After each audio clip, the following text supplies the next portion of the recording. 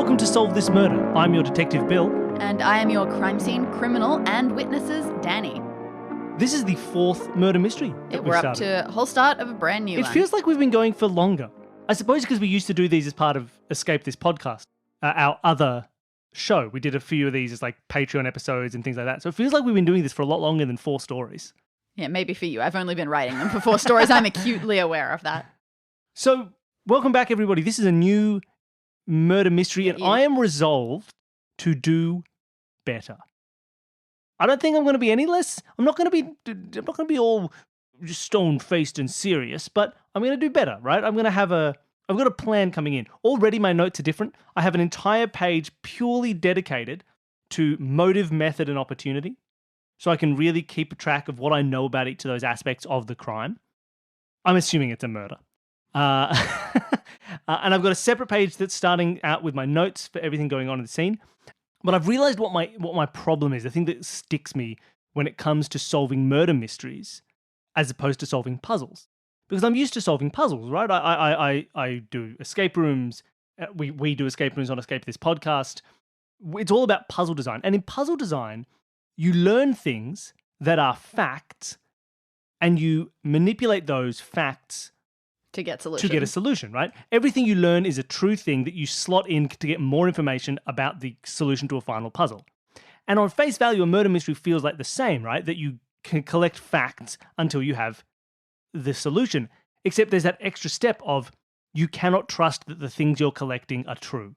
So all this witness testimony in my head is like, oh, that's just more fun, like dynamics for the puzzle I'm solving. But it's not the case, because a lot of it is deliberately throwing you off or untrue because people need to be pressured more or you know, someone's hiding something. And it's that aspect that I think, just because in a podcast context I'm not used to it, that's where I've been falling down a little bit.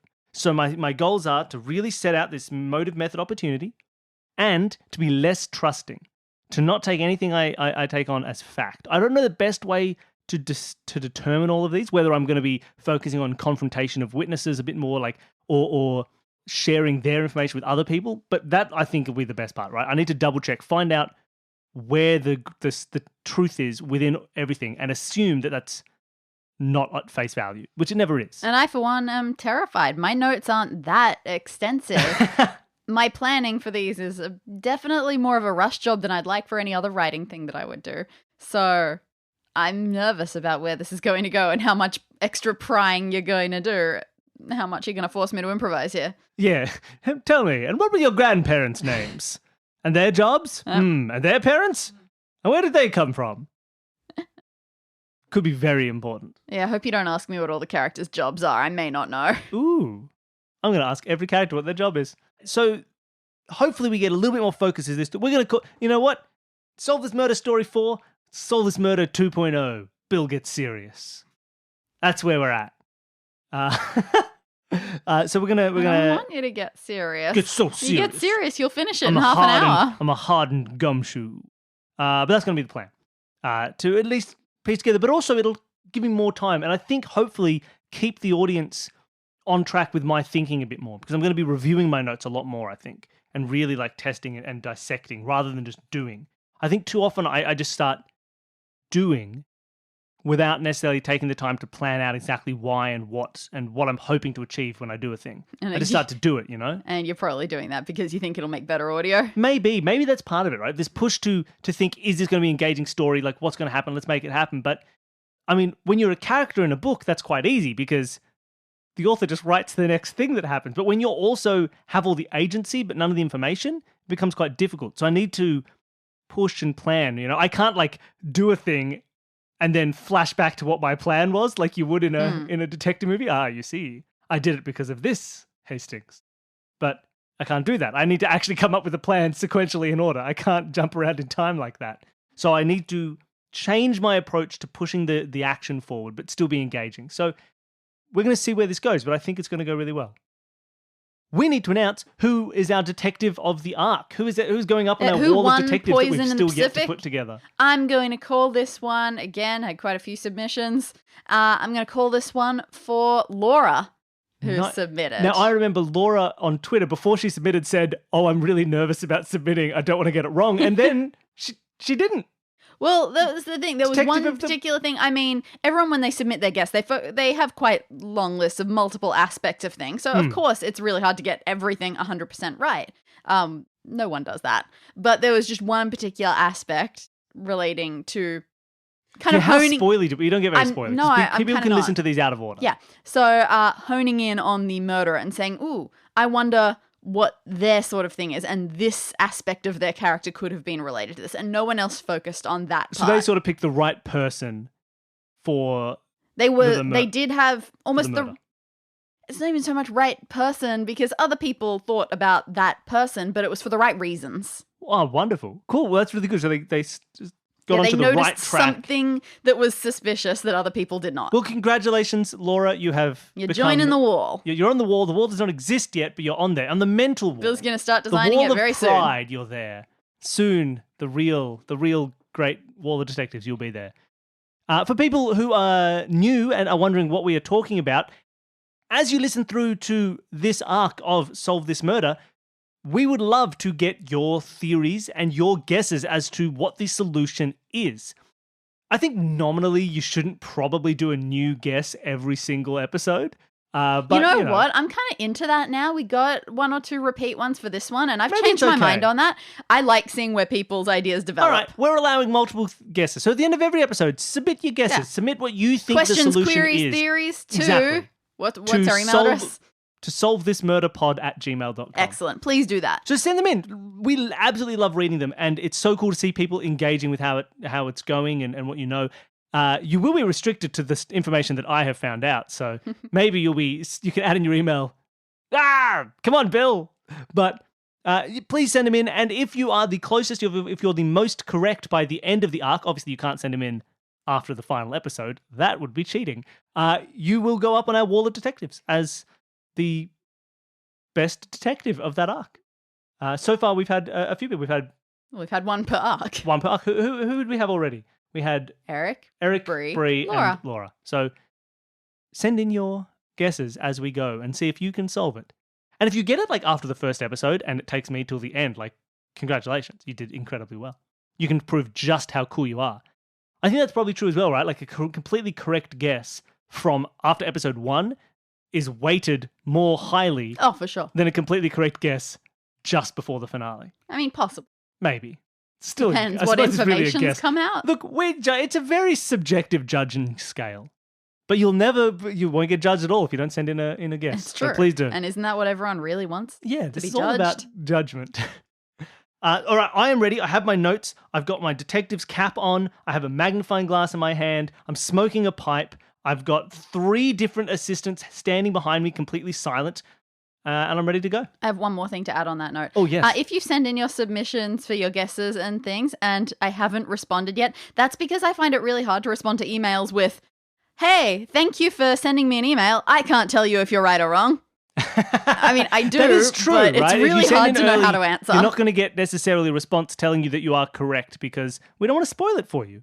I don't think you want to get spoiled. So also, don't be afraid of that. If you send in an early guess, you are not accidentally going to spoil the rest of the mystery for yourself. Good point. We will not spoil it for you, even if you guess it correctly. All right. Let's do it. I think we're ready to go. All right. That's why it's called Bring. Solve This Murder, by the way. Bring. Oh, my phone's ringing. Yes, hello? Yes, hello. You ready to come in? We got a murder for you. This is Inspector Simba I'm talking to? You don't have my number saved in your phone yet? Well, I do. I just like to announce the things that are happening, so if anyone was listening, they'd understand. Continue, please. All right, we're going to be sending you to a rather fancy area here. Okay. The Southern California penthouse suite. Oh, that's fun. Do we usually give real geographic locations? I'm happy with that. Probably not, but I try, it obviously had to be in a location where lots of rich people might hang out. Lots of rich people, perhaps from various parts of the world, in case accents come into play here. All right, love it. Yeah, top floor, great views, infinity pool, the whole works. And whose penthouse is this? It belongs to Hugh Granger. He's a racehorse owner or something like that. I think he collects all sorts of racing and show animals, but horse racing is where I've most seen his name show up when I Google him. And You say owns? Yes. Is he still alive? Oh yes. Oh, wonderful. Absolutely. So I can tell you Excellent. the call that came in, his security that was on that night, man named Vinny Cabot. I'm not sure of the pronunciation there. Yeah, he was found drowned in the infinity pool. Oh no, that's terrible. And he's the head of security? I mean, sorta, was the apartment security, and he'd been working there for some months, I believe. I haven't gathered too much information yet, but yes, he was a regular fixture of the apartment. Okay, interesting. And he was found drowned in the infinity pool. Yes, and circumstances do appear to be suspicious. And do we know anything about how he died? Is there anything? I'm just getting to the scene now. I would appreciate it if you join me. You can help answer these questions yourself. All right, lovely. So I jump on the 19-hour flight to South California. And on the way, I think about this. So what do I know? Vinny Cabot, or Cabot, C-A-B-O-T, I'm assuming, is the victim. So he's apartment security. So he wouldn't be specifically an employee of Hugh Granger. He'd work for the building, it seems. Maybe Hugh Granger owns the whole building. Or does he work just in the penthouse apartment? I'll have to find out, I suppose. I mean, hopefully it's just the penthouse apartment. That'll keep things at least clear as to where he is. And he drowned in the infinity pool. I'm wondering, the first port of call will be to see how he drowned. So I'm gonna hopefully there'll be. I'm gonna make some notes here. I'm hopefully looking for video footage. If I can get any footage, that will be spectacular. And an apartment like this with security may well have cameras as well. Oh, there could also be an opportunity possibly for a nanny cam or something like that. Something that isn't official, but someone may know. So I'll have to have a look for that. I'm also wondering if the body... I'll have to check out the body to see if there's any signs of struggle, any signs of... if he's drowned in the pool, but also stabbed 14 times in the stomach, well, then I got to revise the murder method. Yeah, interesting. The security... Why would a security guard be the one? Oh, this is all as I'm flying. Yep. I get a cup of tea on the plane. A security guard might be killed if they found out that something was going on, some other crime, if he discovered a crime, right, and tried to kick someone out of the apartment or stop someone from doing something. If someone was trying to steal, I said Hugh Granger was a collector. He may well have valuables that are worth stealing in here. So possibly discovering that could have led to his death. Also, he could have been in on something like that. If he's working, he could have been working from the inside. He could be someone's man on the inside and things could have gone wrong. Or it could be unrelated to his position as a security officer and maybe he was killed by an angry ex-lover. I'm really not sure. But discovering a crime would be interesting. But really, my first port of call, ideally, would be some video footage and finding out who was there. So, plane lands. All right. You catch your taxuber lift to the apartment building. You end up heading up. You go in the lift. You go up the several stories in it. It's a pretty nice, you wouldn't call it a skyscraper high-rise sort of thing, but it's a medium rise. And the elevator doors open to the penthouse suite. Well, no, it doesn't go straight in there. It goes to a hallway. There are a couple of other apartments that, I don't know, maybe they're other penthouses, maybe they're just regular ones, but you can tell it's basically, doesn't take you long to figure out which ones are the penthouse. It's got a big PH inscribed on the door. Yep. So you knock on those doors, and a man opens it, and you assume that this is going to be Hugh Granger. Hugh Granger, I assume? Hello, Oh, you're with the police, aren't you? Yes, my name is Bill Billingham. I'm King of Police. Great to meet you. I wish it could have been under better circumstances. This is really unfortunate about what happened to Vincey. Vinny? Yes, his name is Vin. Sorry. Do you not know your own security's name? Look, I mean, he hasn't worked here that long. Sorry, it's my fault. It's insensitive. I apologize. Vinny. I'll remember it this time. Mr. Granger, can we talk a little bit about the victim while we're here? Oh, absolutely. And you'll probably want to see everyone else that's here as well. It was because of all the guests that I had over that night, or tonight, last night, whenever this is. It's taken you a while to get here. Yes, it was a long flight from Sydney. I made sure to keep him in line. That's how these things are done. So we're all still here. Oh, no one has left since the murder was discovered? No, absolutely not. And there was no one else here during that day who had left perhaps before the murder was discovered? Oh, I mean, look, a little thing, but really, no, it was just because I was having this party. We were watching my horse race.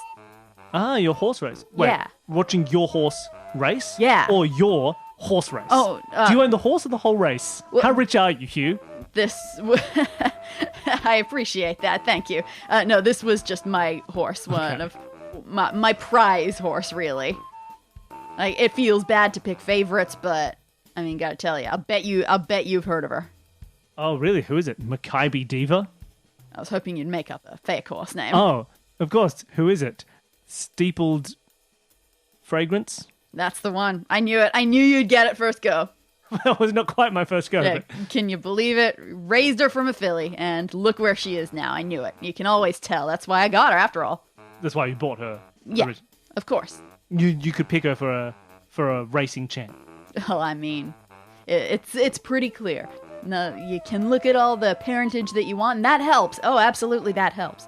But there's something in, I reckon, I don't actually breed horses, but I think you could tell from day one. I think that as soon as they're born and minutes later they're on their feet, I think that you can tell by how they move from the start. Okay, you have a good eye for horses. I'd like to think so. I mean, it's done pretty well for me so far. Cool, lovely. Now, so that was why everyone was here. Yeah. Can I just clarify something quickly, Hugh? Oh, yeah. Vinny, was he a personal employee of yours? Oh, yes, that's right. There's this security company around here that I have used.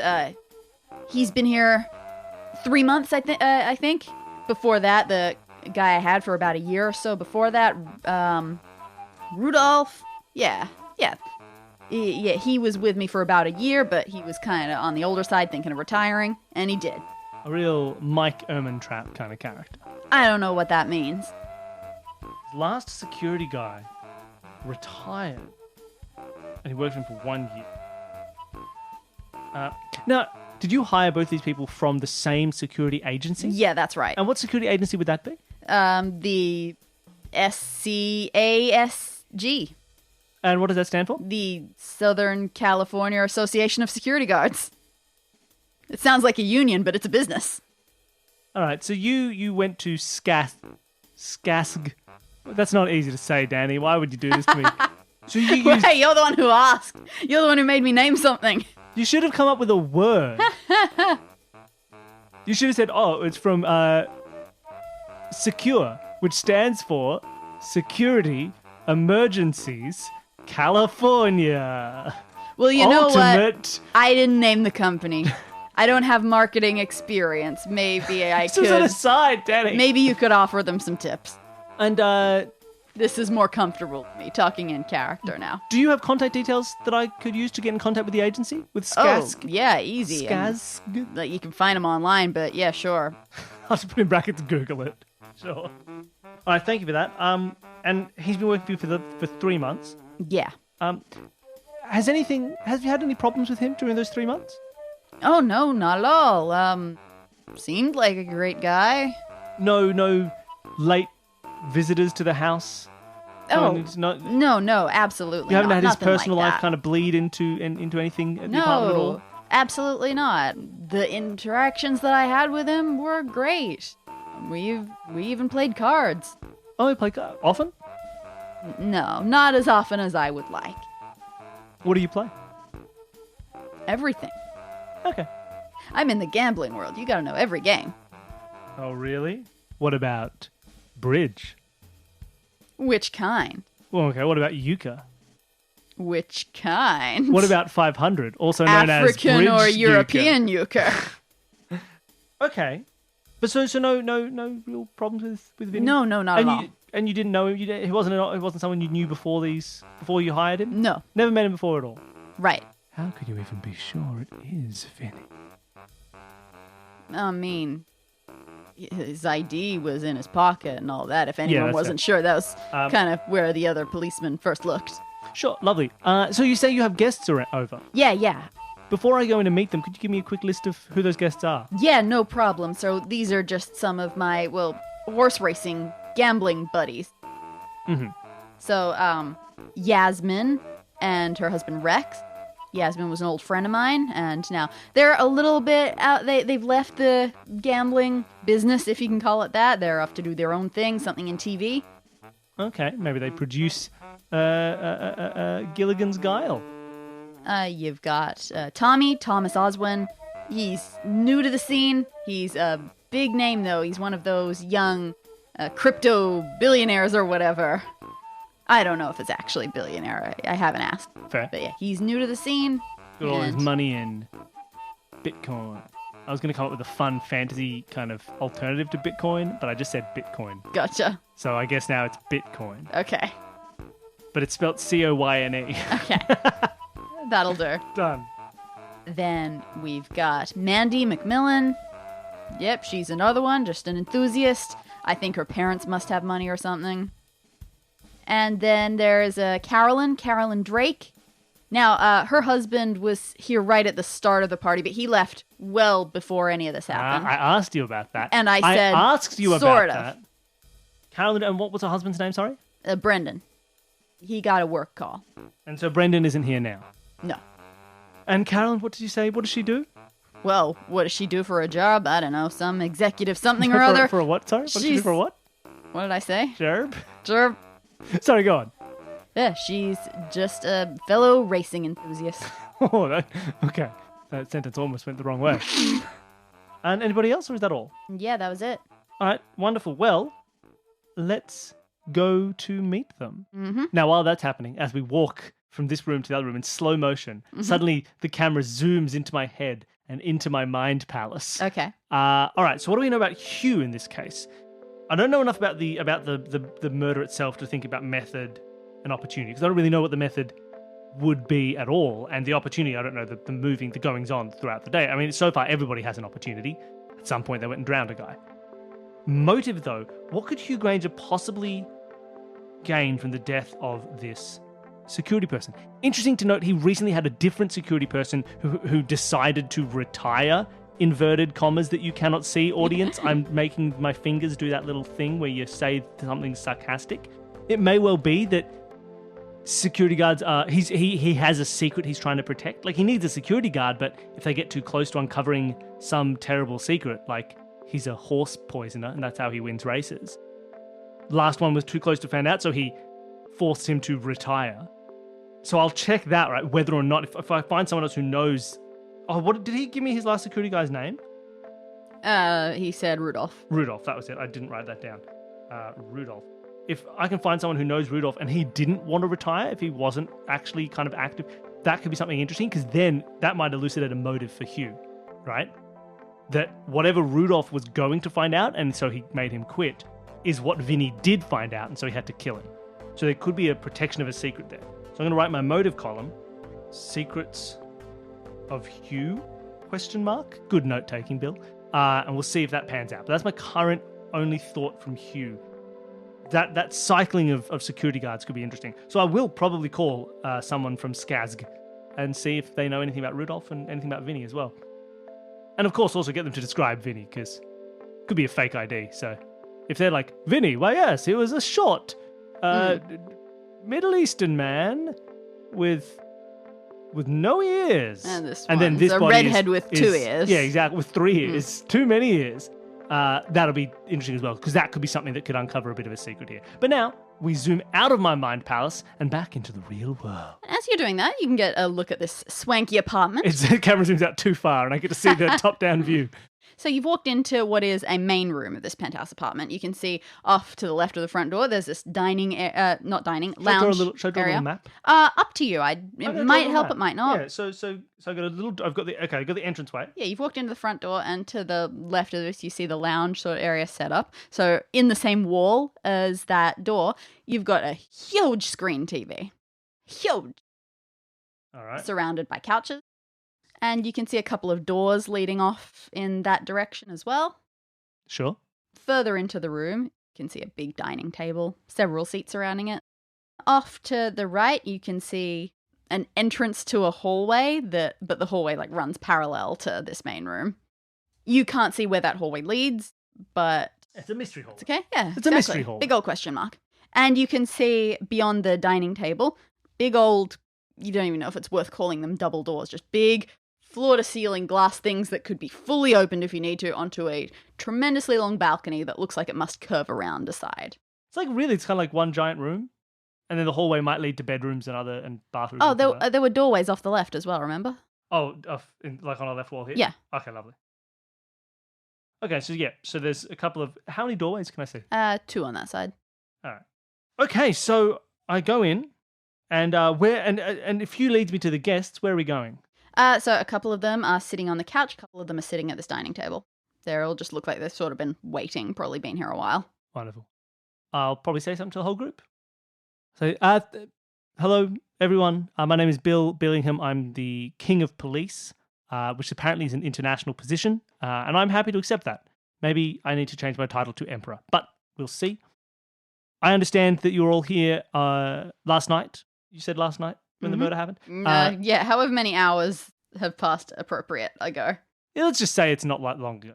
You were here tonight. You're the one who put yourself on a plane. Yeah, it was. I did it, but I preempted it because I'm such a good detective. I knew I was going to be needed. I know you're all here on the night of this murder.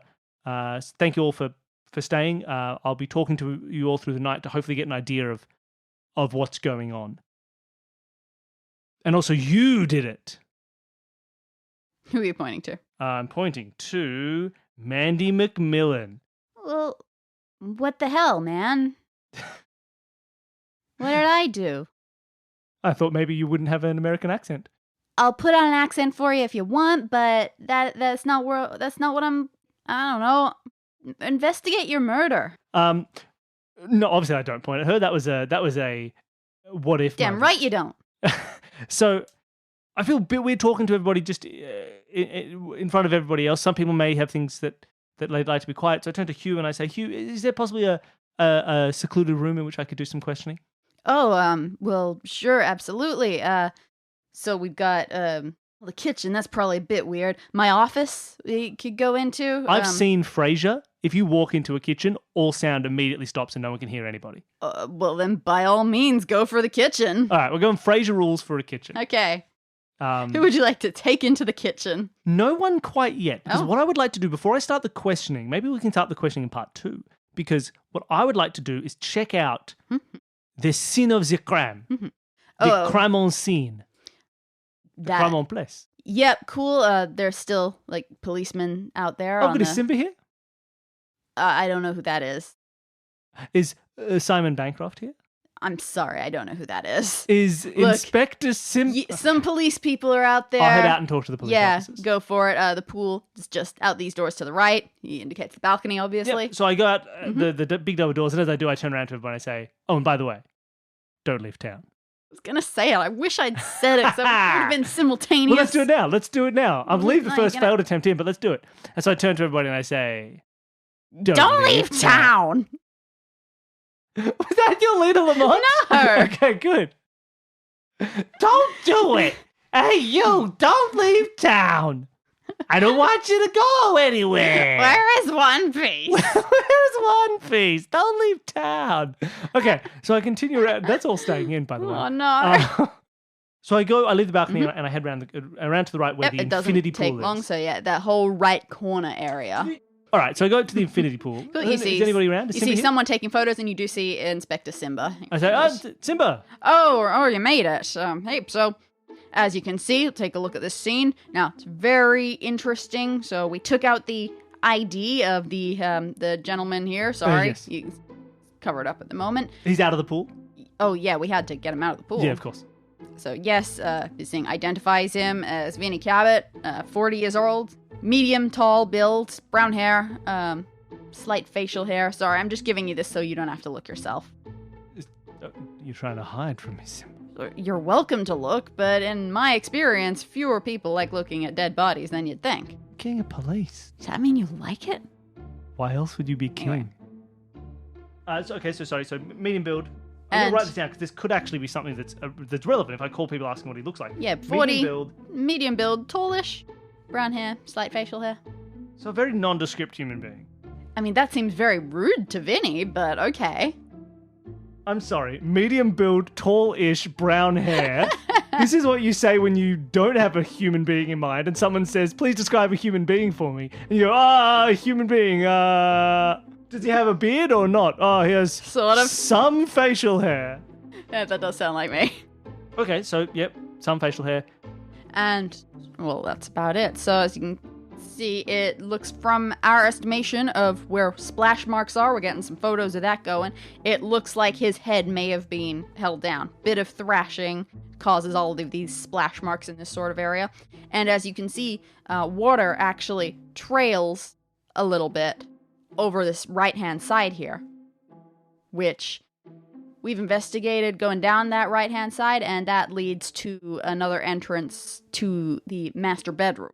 So there's like a trail of water leading from the pool to the master bedroom? I wouldn't call it a trail, but there's definitely some water here. It may have just been some splashing from the struggle that happened. It may have been that the murderer got wet.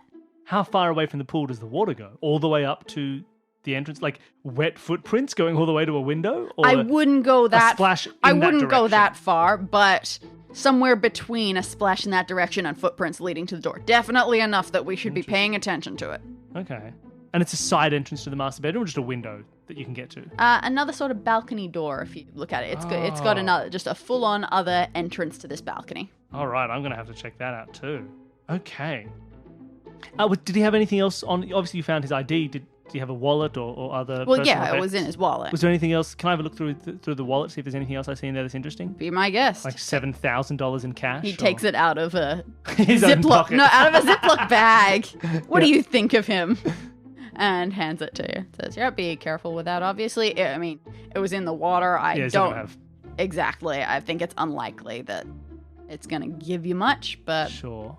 Okay, so And is there anything else in there other than you find wallet content. just like credit cards? Is everything under the name Vinnie Caput? Yes. It doesn't have any credit cards under different probably names? Vincent or Yes, whatever Vincent Vinny is Cabot. often short for. But yeah, Vincenzo. he doesn't just have. It might be. Yeah. So there's nothing else with different names No. that could indicate a fake. Yeah, okay. So he either is Vincent or he does his work thoroughly. And anything else? Did he have a phone that's? No, that was it for, car keys, but that was about it. Okay. Have we and seen his wallet. car at all? No, it looks like he may have just caught a taxi, public transport, something like that over here. I might have a look at the body. Is there anything else interesting about, like, it does just look like he's... I mean, Yeah. if they're thinking he's been held under, he doesn't... No big Yes. slash mark. No, Simba was just trying to spare you from this gruesomeness No- that you're putting yourself through. No stolen gold in his shoes. No. Okay. It's common. More common than you'd Yeah. think. 92% of murder victims have stolen gold in their shoes. In Southern California. Really makes you think. All right, well, what about this water trail? Is there anything else? If I have a look around the area, around the pool, is there anything? I can't see anything that's like may have fallen off someone's clothing and anything. Because if there's a struggle, someone may have like had a button break off or had their family's famous brooch fall into the grass, barely covered. Possibly you don't see anything. There's nothing that I can though. find here, and nothing that they've turned up in their search. The police were already on the scene. Oh, no. Okay. What's Vincent wearing? A suit. Okay. And a security hat. And is You there know, gold in the hat? A security hat. Okay. Interesting. Okay, so he's been murdered. Let's double check method. It definitely seems like a murder based on the kind of stuff at the scene, the way the water's been thrashed around in one particular place. It compared to where seems his body was pretty found. unlikely. It looks like someone just held his head that- down and deliberately drowned him. And then there's a little trail that Yeah, leads- maybe his collar is a bit ruffled. If I follow the nominal not quite trail Mhm. in the direction of the master bedroom, getting all the way up to the balcony entrance to the master bedroom, Yeah. really carefully looking around, seeing if there's anything amiss on that sort of pathway, any scuffed bits of gravel with black leather shoe marks. There's no gravel on this Gravel balcony. can be fancy, but just anything like that on the way through. No cracked It tiles, seems no pretty murderers, innocuous. notebooks. Okay. And if I get to the balcony, how does that look? Is that just open as a doorway? Yeah, from the it's a balcony sliding into glass the- door into the bedroom. Is it locked? No. Does it look like it's just naturally unlocked, or someone has broken it or anything It doesn't like that? look broken, just seems to be unlocked. Interesting. Well, I suppose if you've already got a balcony, you don't necessarily need to lock that as a security risk. Because you're going to scale up the side of the building, climb over your infinity pool, and come in through the back of your balcony. What's it? Does he have a carpet in his bedroom? No. Apparently rich people don't like carpet, Okay. as I've so learned. if I look around, is there any kind of water on the floor? Like someone has walked in here who has been wet? No. The bedroom looks immaculate. Okay. I'm just thinking if there's anything here I can see before. Oh, and that's one last question. As I walk around the outside, the balcony, the master bedroom, do I see any security cameras? You do not see any security cameras out here. Out here. Dun, dun, dun, dun. Were there any inside as I walked out? As I go back inside, I look around the dining, the lounge room, all that sort of area. Do I see any cameras? No, you don't see anything. Oh, I bet you there's still something. I've been looking up. I think before I start talking, I want to get more talking points. I want to know a bit more. I'm going to have a look around. I'm going to go down this hallway that I never investigated, which I'm assuming leads straight to the master bedroom. So you're going back inside. Back inside. Through the main room. Still have some back to the investigating to do. See, don't mind me. And I'm going to go back in and look up I this don't hallway. think that's the voice he had before. Don't mind me. Right, you go into this hallway, and not quite straight across from you, there is the entrance into this large bedroom. It's not the only door in here, though. Directly to your left, you make a 90-degree left turn, and at the end of the hallway up there is an open door leading to what looks like a bathroom. Sure. Just a small one, probably the guest bathroom. And down to the right, adjacent to the master bedroom, is another door, and it looks like it's gone to a fancier bathroom. Does that look like it would attach to the master bedroom? Is there some kind of There ensuite? is a second door, yes, that would attach to it. So it looks like it can either be an ensuite or just a regular old bathroom access from the hallway. Your choice. Okay. And there's those other two doors I never investigated either. Presumably one of them would be the mythical kitchen. Yes. Okay, let's have a look in those bathrooms. I'm going to go to the little baby bathroom. Mm-hmm. You go into the little baby bathroom, and all that you notice, it does seem to be perfectly ordinary bathroom. It doesn't really echo the way that you expected a bathroom to. I don't know. Maybe there's just something fancy about the tiles, but it seems like it's sound doesn't walls carry are stacked very full of well. cash. Maybe, or maybe it's just very thick walls. But you get the feeling if you close the door, sound would not carry. Oh, that's interesting. And maybe that's just maybe it's also just like, good hey, I'm building. rich. I don't want people to hear me pooping. Exactly. So maybe if something had happened in that room, if someone had been yelling, arguing, or if a fight had happened or someone screamed, it may have happened there and no one could have heard it. Is that true? If I like quickly test it, if I say like, Simba, please stand in the hallway, and then I go into the bedroom or the bathroom and I close the door and I go, Inspector Simba is a stupid butt face. He's an idiot. He's dumb. Whoa. Oh, he's so dumb. Well, okay. I mean, just because you whisper doesn't mean I can't hear you. That hurts my feelings. Oh, interesting. I shouted that as loud as I could. Oh, wow. And you heard it as a whisper. That's a good door. Interesting. Also, your ability to sense tone is kind of strange, Simba. A soft shout still sounds like a shout. But go on. All right, please get out. Wow, this is just pile on Simba. Okay. I'm so sorry, Simba. I'm just doing my job, same as you. Sure. True. You're a wonderful inspector. I give you work. You do. You're wonderful. Thank you. I am the king. We all need to hear that sometimes. I'm the king, and you're not king yet, Simba. Look at all the light touches. That's mine. Mine. Okay, so I checked the other bathroom. Is it built in a similar kind of way? It definitely seems like it's got a similar thing going, yes. Again, I stand in that bathroom and I say, Inspector Simba is the nicest person ever. He's a wonderful asset to the police force and a lovely person. He deserves everything the light touches. Well, I appreciate it. If you could say that in hearing range of my supervisor, that'd be great. I am your supervisor. I'm king of police. Come on, Simba. I'm not. I'm an external contractor from King of Police Incorporated. That's just my title. I'm giving it myself because I control my company structure. You fit right in with these rich people. Meanwhile, is there anything in these bathrooms? No, they seem to just be bathrooms. They've just got like a toilet and a bath and a shower and a murder weapon. Yeah, totally. Okay. So I'll also check this master bedroom. Okay, cool. A proper look around, not just at the quality of their floor. What is it kind of, what's the layout? All right. So you go back into the hallway and you go to the master bedroom. You open, you don't open the door. Really? It's locked. It's locked. You go back. That's interesting. So you go back, you go through the ensuite. The ensuite one works. That one was the only one that was locked. So you go through there, you're back into the main bedroom. Again, you're in this beautiful bedroom. It's got all of the usual bedroom stuff and more. So it's not actually hard to access. You can go via the bathroom or via the balcony, but the normal door is locked? Yeah. If I have from the inside a look at that normal door, is it just normally locked, or is there anything else kind of keeping it closed? No, like you go from the inside, it just looks like it's got either a keyable or a from the insideable turny lock. That's weird. And it just so happened to be locked. That makes me think that Hugh isn't the one who locked it.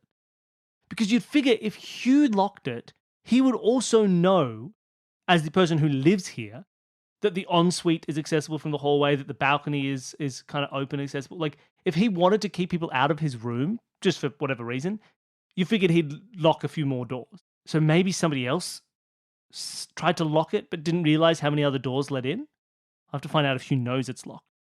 Okay, so anything other than that, it's just bedroom. Yeah, nice fancy bedroom. Bedside tables. Shelves, cupboards, murder weapons. all that. Yeah. Okay. Maybe I'll have a quick look around. Does he have any like bookshelves or anything like that? Oh yeah, totally.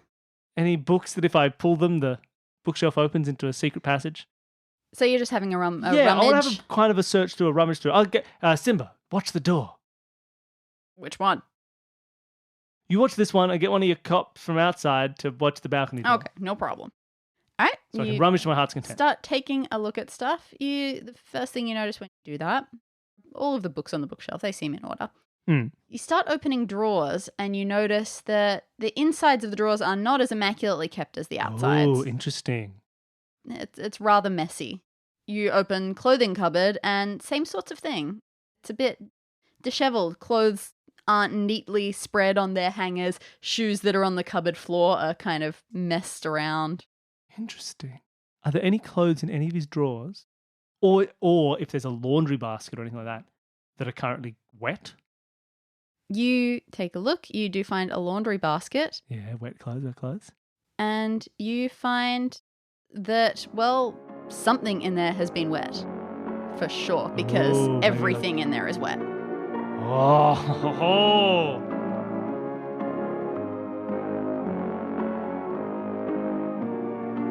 Solve This Murder is created by Bill Sunderland and Dani Siller. You can follow us on Twitter, Instagram and Facebook at Solve This Murder.